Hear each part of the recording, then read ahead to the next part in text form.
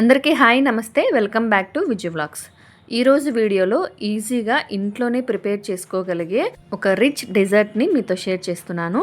అది కూడా simple ingredients తోటి. అదే చాక్లెట్ కేక్. చాక్లెట్ ఫ్లేవర్తో చేస్తున్నాం కాబట్టి పిల్లలు కూడా చాలా ఇష్టంగా తింటారండి. అలాగే న్యూ ఇయర్ కూడా రాబోతుంది. కేక్స్ కట్ చేసుకుంటూ ఉంటాం కదా, బయట నుంచి కాకుండా ఈసారి ఇంట్లోనే ఇలా చేసి చూడండి. స్పాంజీగా రావడమే కాదు, టేస్ట్ కూడా చాలా చాలా బాగుంటుంది. అలాగే ఓవెన్ని కానీ ఎలక్ట్రిక్ బీటర్ని కానీ యూస్ చేయకుండా ఈ చాక్లెట్ కేక్ని ఎలా తయారు చేసుకోవాలో చూపిస్తాను. మరి లేట్ చేయకుండా రెసిపీ ప్రాసెస్లోకి వెళ్ళిపోదాం పదండి.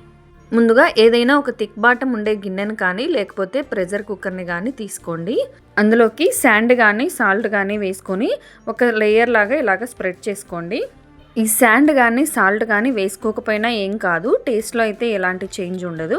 కాకపోతే శాండ్ వేసుకోవడం వల్ల ఏంటంటే కేక్ అనేది మంచి కలర్ వస్తుంది. ఓకేనా. ఇప్పుడు ఇలాంటిది ఒక స్టాండ్ తీసుకొని గిన్నె మధ్యలోకి ప్లేస్ చేసుకోండి.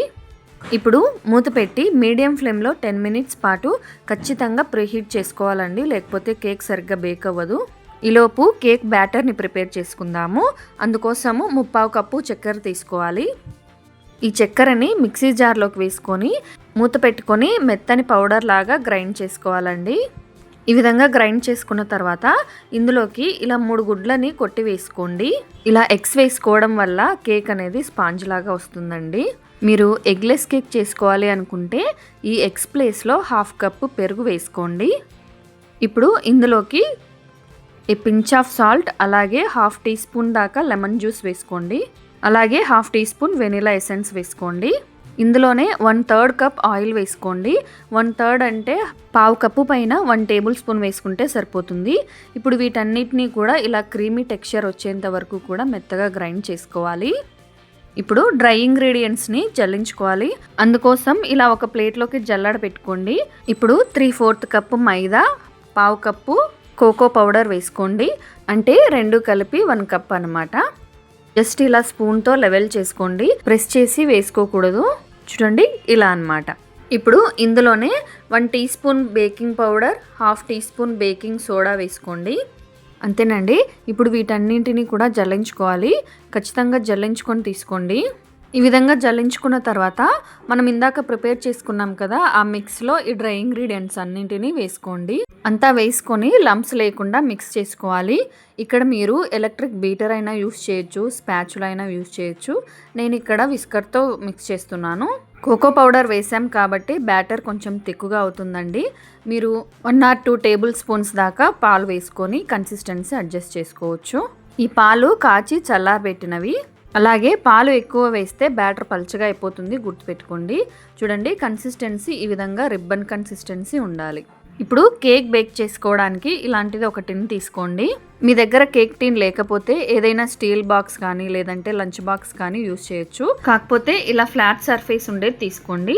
ఇది వచ్చేసి 6 ఇంచెస్ టిన్ అండి. ఈ కేక్ టిన్ లోపల అంతా కూడా ఆయిల్ అప్లై చేసుకొని ఇలా బటర్ పేపర్ వేసుకోండి. మీ దగ్గర బటర్ పేపర్ లేకపోతే జస్ట్ మైదా పిండినే డస్ట్ చేసుకోవచ్చు. ఈ విధంగా బటర్ పేపర్ ప్లేస్ చేసుకొని ఇందులోకి మనం ఇందాక ప్రిపేర్ చేసుకున్నాం కదా కేక్ బ్యాటర్ని అంతా కూడా ఇందులోకి ట్రాన్స్ఫర్ చేసేసుకోవాలి.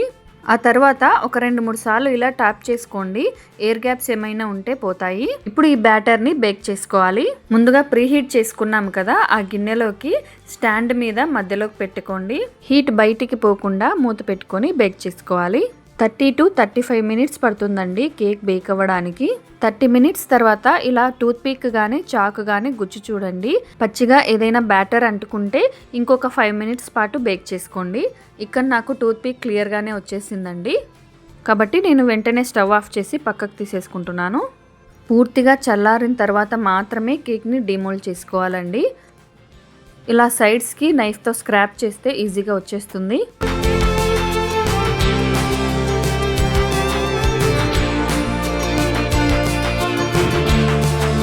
అంతేనండి, కేక్ అయితే రెడీ అయిపోయింది. ఇలా ప్రిపేర్ చేసుకున్న కేక్ని ప్లెయిన్గా కానీ షుగర్ సిరప్ అప్లై చేసుకొని కానీ సర్వ్ చేసుకోవచ్చు. లేదంటే బేకరీ స్టైల్లో విప్పింగ్ క్రీమ్స్ అలాగే ఫుడ్ కలర్స్ తోటి డెకరేట్ చేసుకొనైనా సర్వ్ చేసుకోవచ్చు.